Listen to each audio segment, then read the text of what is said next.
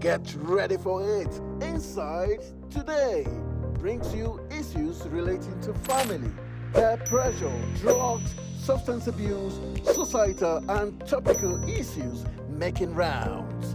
Join Jumain Manson on Global Television Monday to Thursday and they repeat every Friday. Time 2 p.m. to 3 p.m. Don't miss out. Are you a food lover? Do you care about your health and nutrition? Are you interested in exploring the diverse culinary traditions from around the world? Then look no further. Introducing Lunch Global on Global Television, a show that takes you on a delicious journey through the world of food, nutrition, and diet. So, whether you're a seasoned foodie, a health enthusiast, or simply curious about the world of food, Lunch Global has something for everyone. Tune in Mondays to Fridays and let your taste bud take you on a journey of flavor, culture, and discovery on Lunch Global. Bon appetit!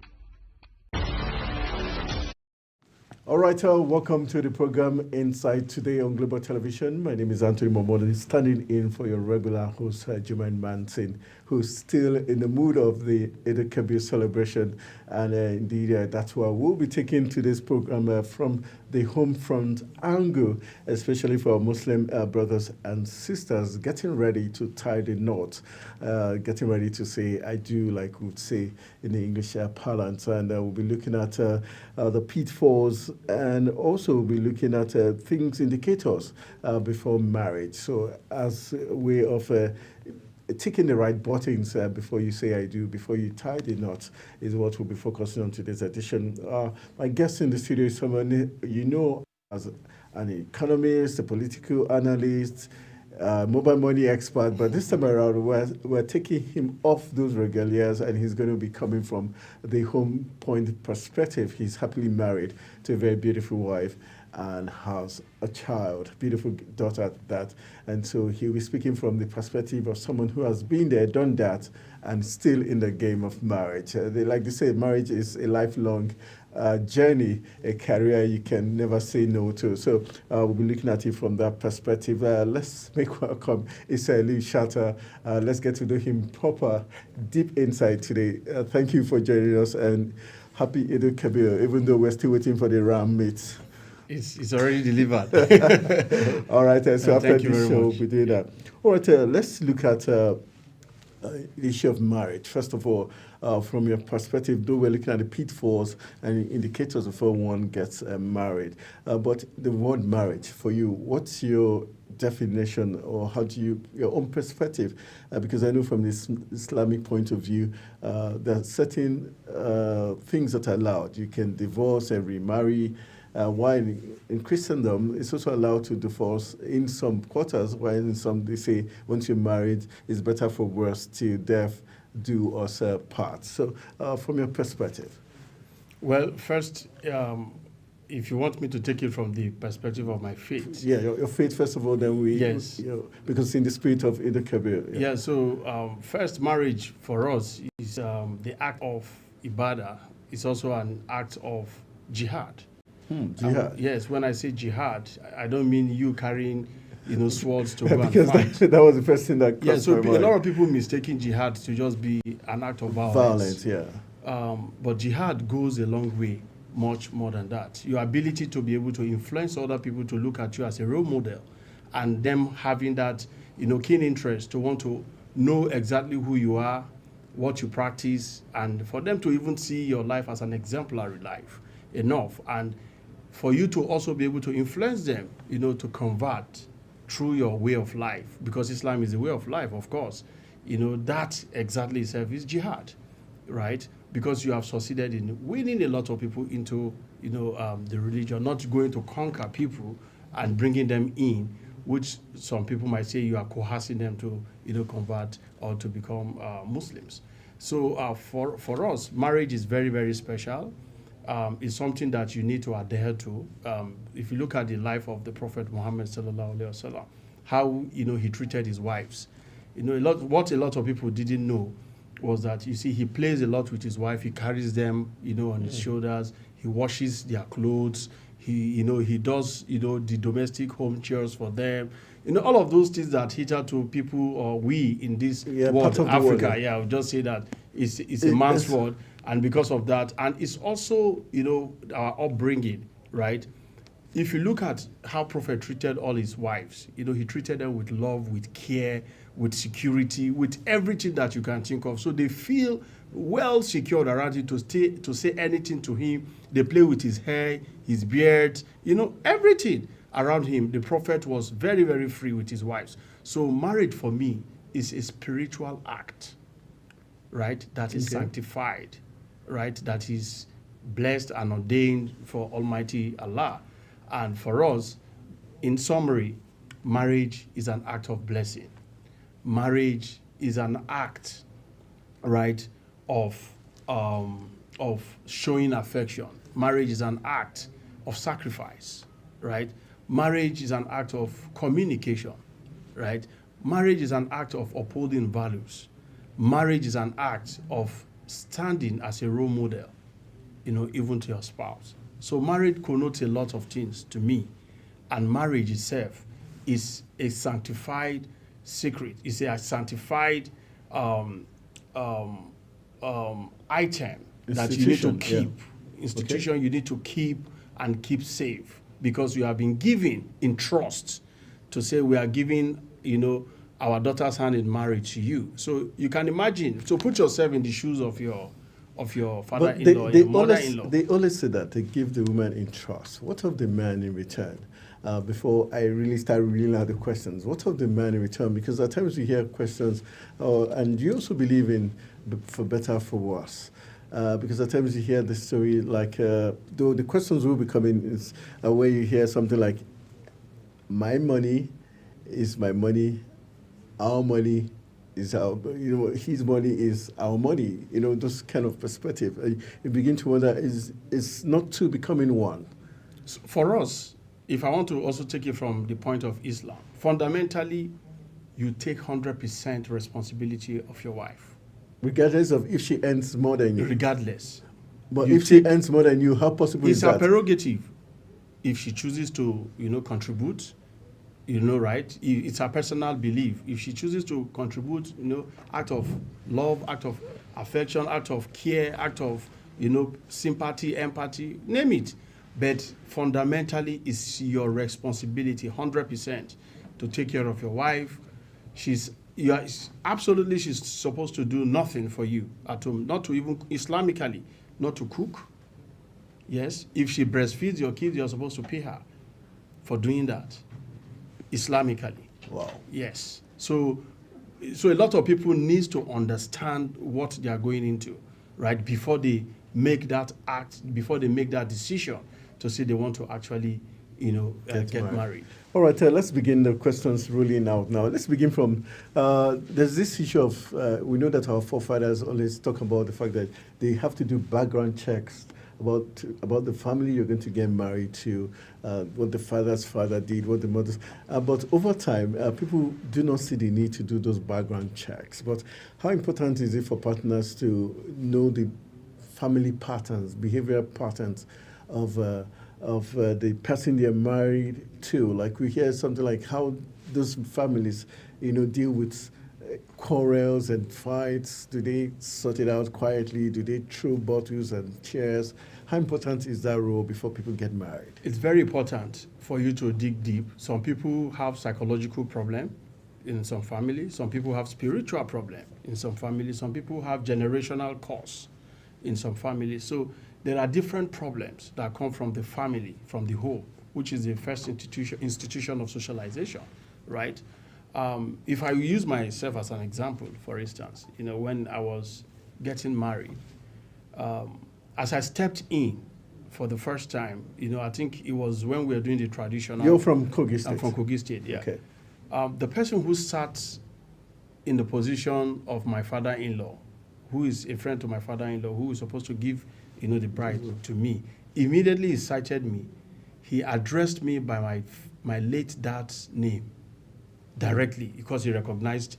Immediately I stepped in, just said, "This is this person's son." He immediately turned to my father-in-law and said, "You are a lucky man." There's a reason for that. Why? Because of the character of my father, right? Because of the legacy that my father had kept. And my father-in-law didn't actually do much search, I think he just committed everything to the hands of God and prayers, and then we moved. But when that incident happened, he was supercharged. He was very, very happy, when the man told him that, "Look, you are the most luckiest man on earth. Trust me, your daughter is not going to go through any issues, because I want to believe 100% that if he didn't take 100% his father's character, he would have taken something from the mother. You are even double lucky, for having, this man here." So it's good you make inquiries, but sometimes it doesn't work out. Yeah, but people say at times children, because we hear stories of clergymen's children becoming wayward, becoming even worse than their parents. Absolutely. And so what's the guarantee? Where do we draw the line to say, okay, not say because I'm in love with this person, I'm going to go ahead regardless of maybe the background check done and this person is devious in character, especially when you meet people that are manipulative. Very, very important. Yeah. You see, one of the things I would like to point out is, before you go into any marriage, you first need to understand what they call value system. Those value systems are inculcated or are brought or are gotten from either your home, your peer influence, or the background, your community. There's a lot of activities that shape the character of an individual. And they say that the character of an individual from what the individual says, from what the individual does, from what other people say about that individual, from what that individual says about other people's character. So the combination of all of these are the things you can use to identify and understand the character behavior of your partner. Now, when I talk about value system, our value system is currently eroding, right? Why? Because there's a lot of pressure. You can say economic pressure, societal pressure, and all of that. So what we have today, I have to be honest with you, everybody is about the materialism. We know there's a gap between the elites, and the middle class. There's no middle class in Nigeria. That middle class has, diluted into the lower class. Now we have the lower class, we have the lower class, and we have the high class. Now, before you set out, to settle down with an individual, there will be some red flags. Oftentimes, we ignore those red flags, right? Thinking and praying that these people will change. Trust me, the character that was exhibited before marriage can never change. It can only get, worse. Trust me. Because you talked about something about manipulation. Yes, people that are manipulative, people that are pretentious. For the women, they're pretentious. For the men, they're manipulative. Exactly. Now, you see, if a man is portraying a character that he's not, really reflecting, you will definitely know, because men are smart, but women are smarter. Trust me. But when women are in love, they seem to lose their senses. No, they don't. Trust me. Women see through you from day one, I can guarantee you. When a woman meets you today, she can calculate and tell you who you are going to be in the next 5-10 years. Trust me. Even if you bring her from the village, women are gifted. They are very, very intelligent. I can guarantee you that. Why do you think they say you shouldn't go to war with a woman? She can destroy you, right? She knows at every point in time your weakness. She knows at every point in time what she can use to bring you down. She knows what she can do to lie and, influence your decisions. Why? Because she understands who you are. She knows what you react to. So you have to be extremely careful. So one thing you need to look at is there's no 100% perfect individual. Sure. So majority of what you get is 70%, if I also may talk from experience. Now, you will see the 30% in another individual. You will mistaken it to be 100%. And by the time you pull out from that 70% and you go for the 30%, thinking it's the 100%, you realize you have made the grievous mistake of your life because you've left 70% behind. So that 30%... Now, what's always the guarantee Yeah. you've made the wrong choice? We've had people where people say, okay, I left my first wife or my first husband, the second one has been super amazing. It's been all I've ever dreamt of. At times when it looks like you made the first one and you got it all wrong. And over time, when you meet the next person, you just find out, voila, this is what I've been waiting for. Yeah, sometimes people are not that lucky. You know, a lot of things influence your first marriage. You know, one, there is pressure from parents. There are pressures from friends. You know, there's even pressure sometimes from workplace. You know, and there's also pressure that probably some people marry, you know, just because of the influence they might get from the other partner's parents. Trust me, everything is calculative. So when your marriage is predicated based on these assumptions or based on these What's your benefits? definitely, you are definitely going to make mistake because as soon as you get into that marriage and you don't immediately get all of those things you were thinking you are going to get, you now begin to react consciously or unconsciously. And from there, you begin to create a crack in that marriage. So you need to get your foundation right. Trust me, when two individuals comes together, there's no perfect marriage. You are definitely going to go through trials. During that process of finding your feet and going through trials, you might think that this is not the right person for you, but you are gradually getting to know the person better and understanding how, you know, to also react to the person. That does not necessarily mean you should absorb pressure and now become depressed. Because I have seen situations whereby, if it's even someone very close to me, who says every time I walk, you know, to my home, and I look at my wife when I go in, I ask myself, how did I get here? How did I make this mistake? You know, after having kids, 4 or 5 kids, you know, together. So yes, you have those challenges that will come. Like I said, there is always a red flag. For this situation I just spoke about, there were red flags that were ignored. Like, can you give us an example? Like one, when a woman is very possessive, you know, can you psychologically deal with that? If you know you can't, then you should be ready for it. 2, when a woman is highly materialistic, trust me, every human being on earth is materialistic. We just control it to a level. Anthony, if you meet a lady today that is spoiling you, taking you to everywhere in the world, definitely you will love that kind of. Same thing with women. They will love, you know, that kind of relationship, right? But you need to look at that trigger. You know, someone who, and it's very good for you to open up to your spouse. I remember there was something I told my wife when we, you know, we laugh about it today. You know, when we were starting off, because I wanted to cut expectation. It's very good you cut expectation on time. I said, look, are you ready to come and suffer with me now and enjoy later? But the suffering is not suffering in the literal sense of it. I'm just trying to say, can you accommodate what you have now? And let's build the future together. I know a lot of women will say, oh, we've heard that story before. You know, when men get to that point, the next thing is either the woman is no longer useful to them, or they go, like people like us, they go and marry a second or third or fourth wife, right? But it's very important that you communicate your finances, your income with your spouse. Okay, that's a very important, Yeah. because before we wrap up, let's look at the importance of finances, because it's one of the talking points. Yeah.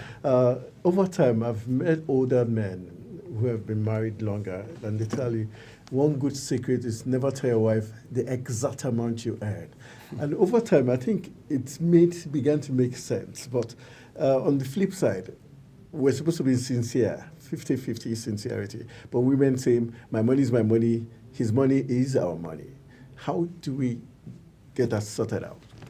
The truth is, it depends on the individual that you are married to. Like I said, You need to, I was calling the factors you need to look at that can be a red flag, for you. You need to be very, very careful and first you need to understand your partner. Yeah. Is your partner that type that can help you plan? If you tell your partner, this is how much I earn, she will help you manage it. Trust me. She will help you manage it. And she can also help to contribute if she has the means, right? But it is very important you communicate. Communication is very, very key. And how you communicate is also very important. Do you argue all the time? Do you, look at when she's probably stressed coming back from work, or you are also stressed coming back from work? You see that you can never have a productive communication. You need to communicate when both of you are relaxed, right? And there are a lot of things you can do to make each other relax before you can begin to have those, communication. But trust me, not in marriage, is not every side fits all. You need to identify and define what works for you. And you that you are in, like my wife will always say that, you see, if you look at couple, you can see that when you see them together, there's no mistake about it. They either have a lot in common. Because when you say, oh, the man is bad, oh, the woman is great, that's a lie. There is something they have in common. That is the reason why they are together. That's why you see that, let me use this, an armed robber or a kidnapper today is married. The partner knows what the spouse is doing, but they'll keep it, as a secret because they are enjoying the proceeds of what comes out from. Let's talk about a break in trust in marriages when there's a cheating partner. When one partner it's difficult to forgive, and the issue of divorce comes into play. How can we see the red flag, the pitfall? How do you know this is someone who can never forgive, someone who, they said one of the most dangerous things to marry someone who can live alone?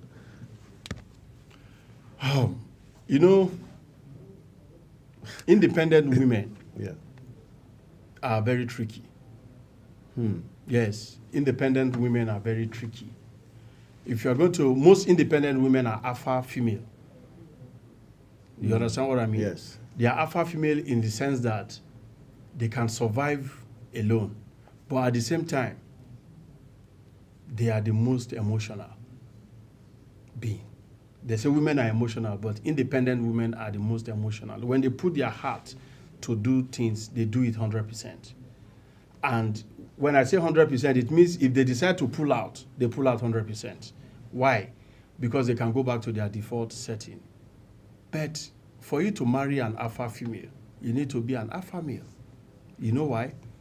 Because at the point when probably is low for you, probably income is not coming in, when she is getting all the income and she's doing stuff, there will definitely be some natural things, because it's not in a woman's place to actually take care of, the home. Trust me. She will get exhausted, she will get tired because she has a man. But if you as the man, if she sees the effort you are making, if she knows you are very hardworking, that's why I said in the beginning that when you meet a woman, she already calculates ahead what you're going to be in the nearest future. So if she knows the effort you put in to make sure that you also provide for the family, she will respect you. Trust me. Then you also don't feel inferior when your woman is doing certain things. Don't feel, because you are providing X, Y, Z, that's why you have the guts to talk to me that way, and all of that. When that begins to come in, then you are beginning to get weak as a man. But what if it's really playing out where it's obvious she's doing this, like the issue of taking decisions without talking over with the spouse, getting things done without passing through you or even carrying you along in that process? Yes. See, independent women are wired that way. Sometimes they do it consciously or unconsciously. They make decisions and take decisions at the spur of the moment. Why? Because they believe that their husband will support whatever they do, right? But if you don't like it as a man, there's a way you can sit your wife down and let her know that, look, you are hurting my ego. I'm not saying you shouldn't go and do whatever you want to do, or even, if, let me put myself in that situation. If I'm the one, for instance, and my wife is, and she's providing for the family, I won't feel any. If she doesn't, it's her money. She can decide to do anything she wants to do. I didn't give her the money, so she can spend it how she wants it.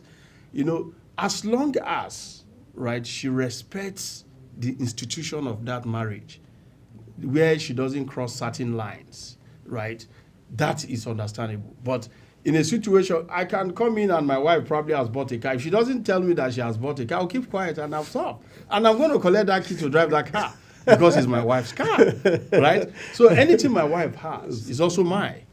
That is how I'm going to play it. Yeah. And if, you see, that's why I said it's a bit dicey. You need to be able to connect very well with your wife. There are things you can, do you know there are certain, I can't mention them on air.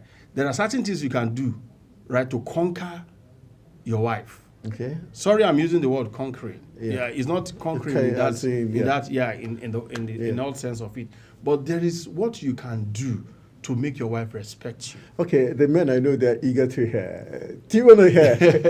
Okay, yeah. There are certain things you can actually do, because I can see somebody tossing up the cameraman and the MCR man. They want to hear because they're yet to get married. Yeah, no, so I can tell them off camera, not on air. So, but the truth is, what we are discussing today is very sensitive. Sensitive in the sense that, Anthony, if you do statistics today, the statistics of those who have divorced, most especially this generation, it's alarming. There is low level of tolerance right now. So is it more about low level of tolerance, or there's more cheating going on? Because most women will tell you, the man cheated on me, that's why I'm doing X, This Y, is the Z. greatest problem in the marriage today. The phone. Trust me, this is the greatest problem today in marriage. You see, they say what you don't know will not hurt you, will not kill you. Immediately you pick your wife's phone or your husband's phone to go through, you will definitely see something that will provoke you. So, and that it might not necessarily mean she's or he's cheating on you, right? But because of what you have seen, you now begin to create a lot of assumption. Now your wife or your wife tells you she wants to go to market, you begin to suspect. She doesn't come on time. Why? Because of what you've seen. Meanwhile, prior to that period, before you check in her phone, you don't really have that kind of mindset. Now, the same thing with the husband. You say, oh, I'm going to be running late today. We have meeting that is going to get me till about 9, 10 p.m. And she begins to call you like every 30 minutes. And you don't pick your call. That becomes another red flag, right? And she begins to now imagine things in her head. That is the beginning of, and before you know it, once these scenarios start playing out, you become depressed. And when you become depressed, unfortunately, when you people have kids in the marriage, it begins to affect kids. Because kids are pretty smart. They know when their parents are not in good terms. They can actually, sense it. And that can affect their psychological upbringing as well. And that's why today you've seen that we have a lot of people who have gone through a lot of abuses, emotional, psychological, physical abuse, because of all of these things I've spoken about. And before you know it, if the man is an intolerant man and he comes back, the wife starts accusing him, and all that, he gets physical. And before you know it, that marriage is gone.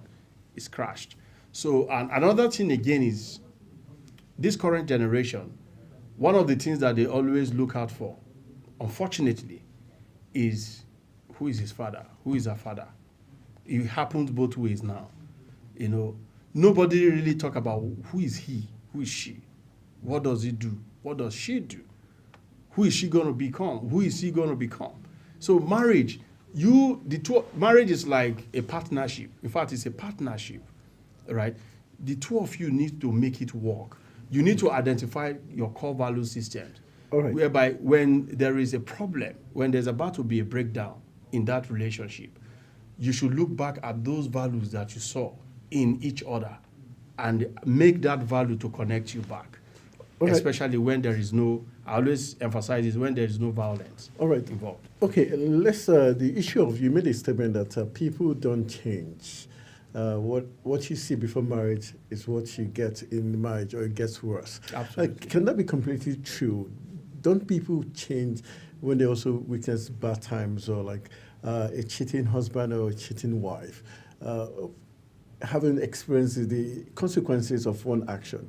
You saying the person cannot change and become a better person? Then also the issue of influence, the kind of friends a man or a woman keeps after marriage. Very How important. key is it? Very important. I have a friend, immediately they got married, his mother-in-law called the wife and told the wife that as from today, you don't have friends again. Your husband is your friend. If you listen to this advice, your marriage will last. Do you know, today, I see their marriage as an exemplary marriage. They've been able to grow peacefully. They have kids. They have grown in wealth together, right from, their initial stage. So that doesn't when mean they don't have their own problems. They have their problems. So there is a lot of wisdom in that statement. One, there won't be comparison. Very key. There won't be Peer pressure. comparison, yeah. Because, yes, this person, husband has provided it. That is their time. It's her time to enjoy it. Your time will come. So if she doesn't go there to see what is happening in the other person's house, the person doesn't come to our own house to do, why are you guys using this kind of door? Why are you guys using this kind of plate to eat? Why are you guys driving this kind of car? Why are you still in this house?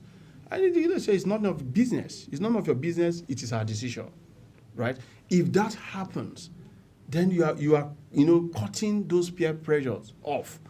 That's why I said there's a lot of wisdom in what the mother, then the father-in-law told my friend, that's my own friend now, I said, look, don't ever make the mistake to say you want to separate your husband from his friend. That's me.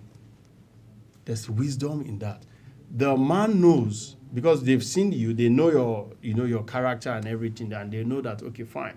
You will definitely, is for you to even repair that marriage, as opposed to, And what that man said some years ago has also have his own impact. Even because there would definitely be a point where she wants to talk. Maybe, she's angry at something. She can confide in me. And she knows that I'm the only person who can talk to him and he will listen. Vice versa. Same thing with him. He can talk to me, and I will listen. So it's very, in as much as they say, okay, don't keep, friends and all of that. There is definitely, you don't keep many friends.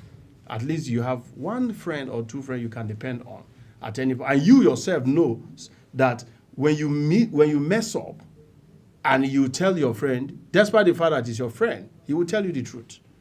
And that's the true color of friendship. So it's very, very important that you look at all of these factors that defines, the home, the marriage. When there is no pressure coming from, and one mistake that a lot of, couples shouldn't do, when you have misunderstanding, never talk to your parents. Never talk to your siblings. Do you know why? You definitely will settle back. When you settle, is there a guarantee that those people you have spoken to about what's happened will forgive your partner? All right, that will be after this break. We'll have more to talk about. And also, we'll get to hear from Issa Lee Shatta about his exes, how important exes are, or unimportant exes are in the marriage. And that will be after this quick break. Stay with us.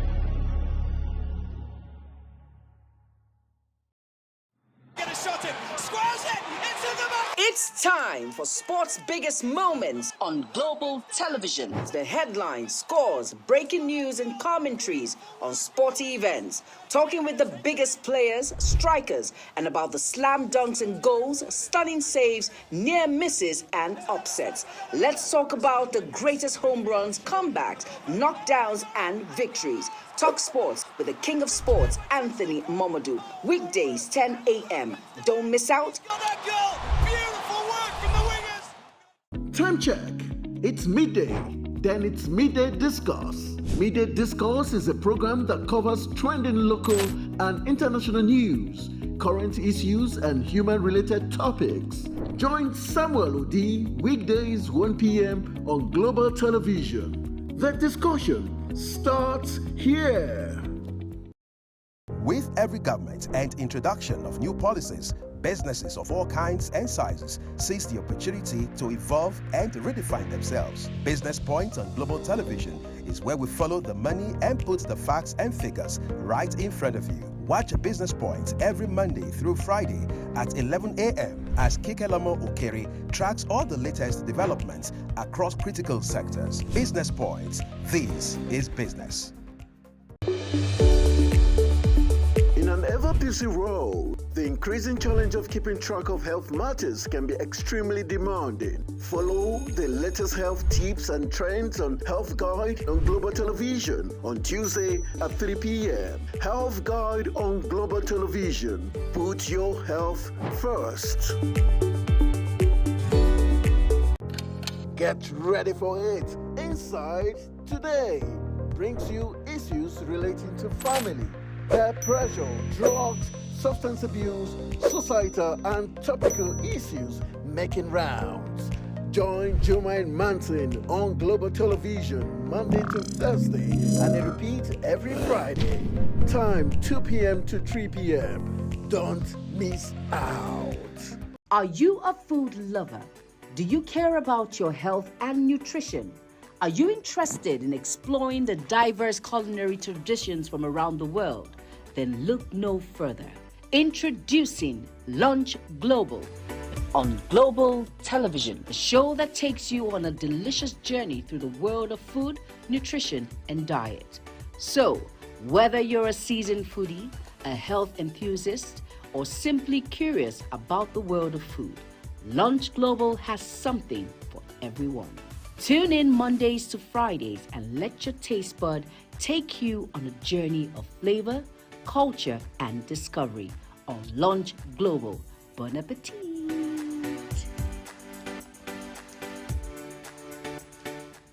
Is the desk on Global Television? Nigeria! Come join Anthony Momadou on television's most compelling and facts-finding talk live show. We are the Palestinians. we not We say are the both of them? Canaan because That this country gets it right. It's the Dex on Global Television, where we analyze and dissect storming issues and commentaries in the world's biggest black nation, Nigeria. Who is being held accountable for this money? The eyes have it. We stay and decide policies and reforms on the Dex. Tune in Mondays to Fridays, 5 p.m. to 6 p.m. on Global Television. Let's stay on the Dex. For an insightful idea that takes the center stage and the conversation.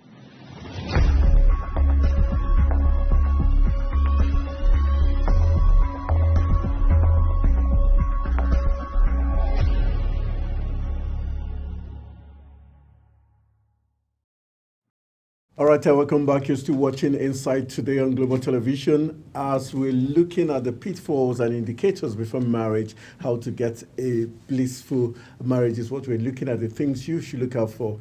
And I still have my guest in the studio, Isali Shatta, unveiled completely this time around. Let's look at the issue of ex. Our ex being friends of the family. How dangerous is it for the different spouses, and how would the experience of your ex affect your marriage? For instance, the issue of trust. If you've been with someone, a woman or a spouse who wasn't trustworthy, how does it affect your recent relationship? It's very, very dicey. No relationship is actually the same because people are different. Even when you are dating twins, you can't guarantee that they will have similar character, because they are twins. They definitely have their different characters and all of that. For exes, my advice would be cut off your exes immediately you get married. For respect, you need to respect your marriage, your home.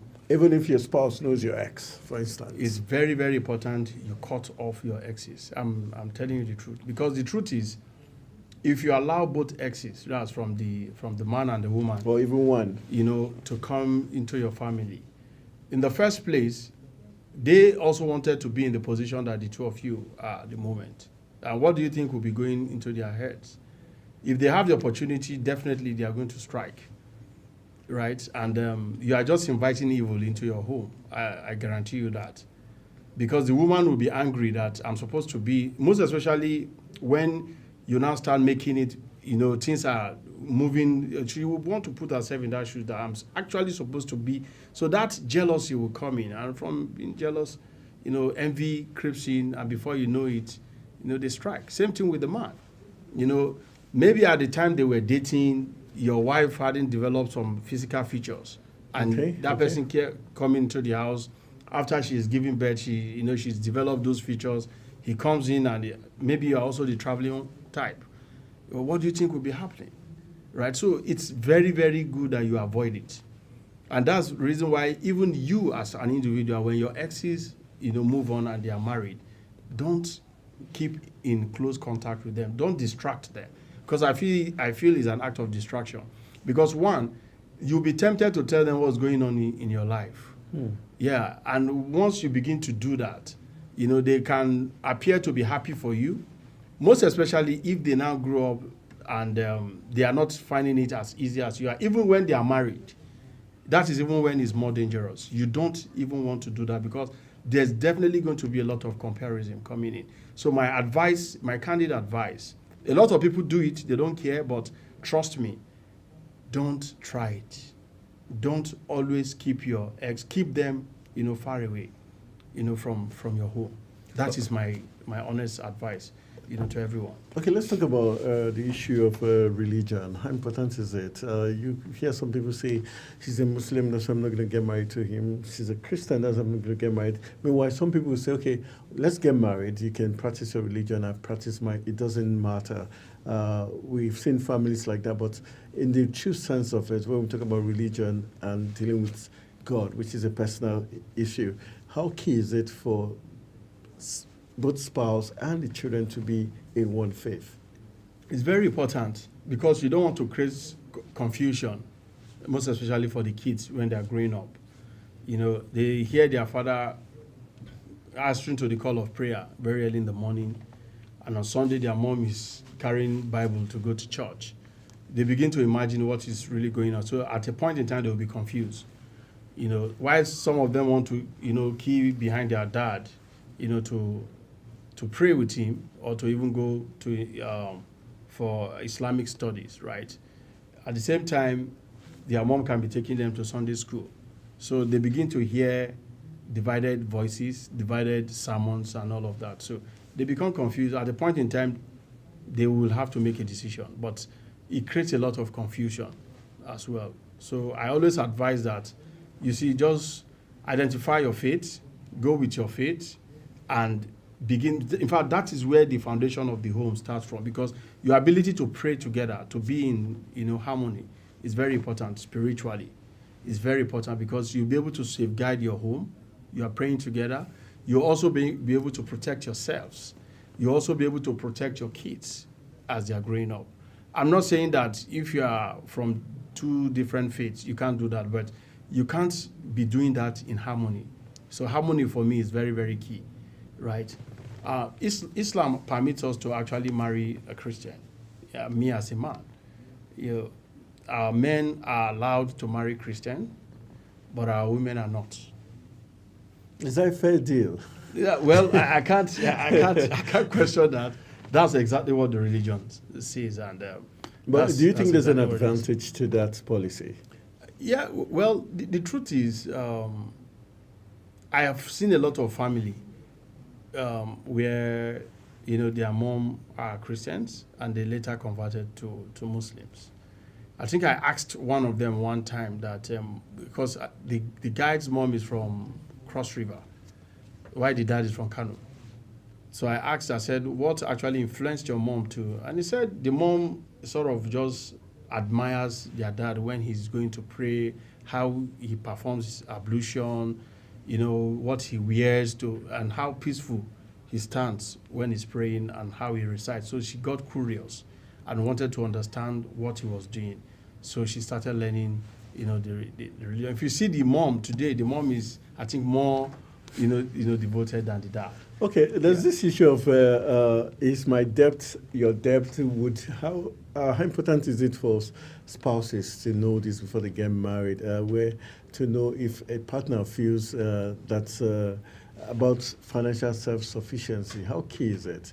And could it be a red flag or a pitfall for someone to know if this is the woman or not? If you're indebted and she doesn't feel like, for instance, there's a scenario where a man takes a loan from a bank to get a house for his family and himself. And fast forward a year after, the wife gets a better job, gets well paid, sizable amount of money, and he says, can you offset that bill so that we can start afresh? And the woman says, no, it's your debt, deal with it. You see, like I said earlier, it depends on the kind of partner that you attract. Well, how will you describe such a partner? If you ask me personally, I don't think I'll take it personally. Like I told you earlier in the beginning, my faith tells me that I take full responsibility of my family 100%. So in the first place, I will not even tell you. I will not ask you to do that for me. Now, if you volunteer to do it, it's also my prerogative to agree to it or not. Some men will not, out of pride, some men will not even ask. You understand? But to the point that, I ask you and you say that it's my debt, I should settle it, I won't take it personally. And like I said, my faith has structured me in such a way that I don't ask anything from my wife. I don't actually depend on her to do anything for me. Right? If she does it, fine, it's a bonus to me, right? So I won't go out of my way to ask her to offset my debts. In fact, I will even tell her if I'm pressured, I can tell her I'm going to get the funds, from somewhere else. And if she's okay with me going to get the funds from someone else, so be it. But trust me, like I said, it depends on the kind of, if it's my wife, I will not even ask her. She will give me that fund. Once she knows that, because that's why I said communication is very important. When you are going through this downtime, there's how your mood will change at home. And your wife, who cares, who loves you, will ask you what you're going through. So when you are able to open up, sometimes you also appear vulnerable. Don't always want to man up. You are a human being. You have feelings, so you need to express yourself. So if you express yourself to your wife and she's magnanimous enough, first to listen, then secondly to, step in and support, fine. But first, you need to understand the kind of person you are married to. That goes a long way. But trust me, women are not wicked.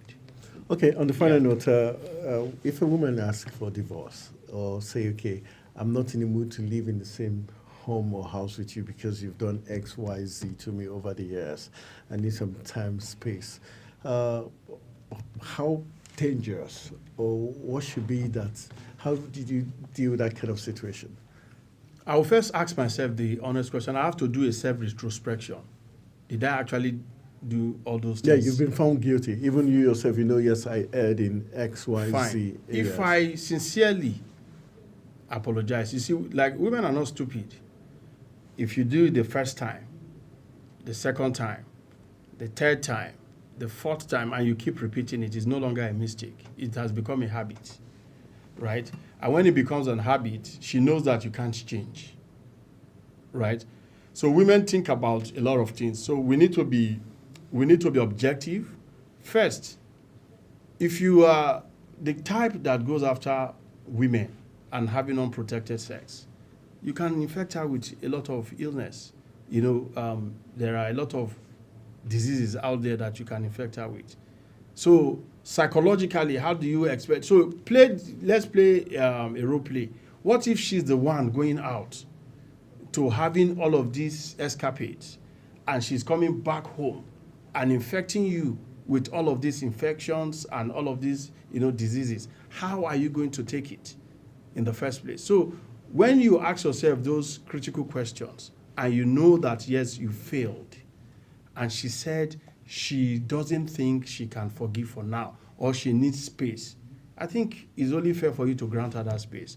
Because psychologically, I think she's broken, and she would have gone through depression, and she's even going through depression. And the only way she feels she can heal is for her to do what? To seek for at least that space for her to heal. If you are lucky enough, she can gain back herself and come back to you. If you are not, but as a man, once you've been caught 1, 2, 3, 4, 5 times, you need to sit down and ask yourself, and even commit your own self to prayers, right? Because something is absolutely wrong. Why are you going out in the first place? You need to have that conversation with your spouse. Trust me, all of us, nobody is a saint. Everybody will see another woman that he probably admires or likes out there, and maybe, oh, this is my ideal woman I actually wanted to marry, and all of that. You think you click, but ask yourself the fundamental question: do you think your wife too doesn't see people she admires, she likes out there, and all of that, and she also want to play around with, but she's able to control, all of those emotions and keep to herself? So we need to balance it. Despite the fact that they say it's a man's words, all of those narratives that goes out there, say it's a patriarchal, society. In Africa, we are meant to be polygamous in nature. Fine. If you are meant to be polygamous in nature, I also heard, I know Islam allows you to, marry second, third, fourth wife, or 4 wives. Is there any place in the Bible that is stated that you shouldn't marry more than 1 wife? Is it a rhetorical question? Yeah, it is. All right, on that very tricky note, we're going to call it a wrap on today's edition. I want to say a big thank you to Issa Ali Shatta, almost catching me. All right, I want to say thank you for joining us, and really nice hearing you talk about marriage, not economics, not mobile money, and not things that gets us bothered with figures. And that's how we're going to call it a wrap on today's edition of the program Insight today. And like I told you, we're sitting on behalf of Jumain Manson, who is still holidaying and getting things sorted out to come back stronger and better. My guest has been Issa Ali Shatta. I want to say thank you, Issa. Always a pleasure having you in the live studios. It's always my pleasure to be around. All right, my name is Anthony Momodi, saying thank you for being part of Insight today. Let's take a break, and we'll see you tomorrow for another exciting edition. Stay with us.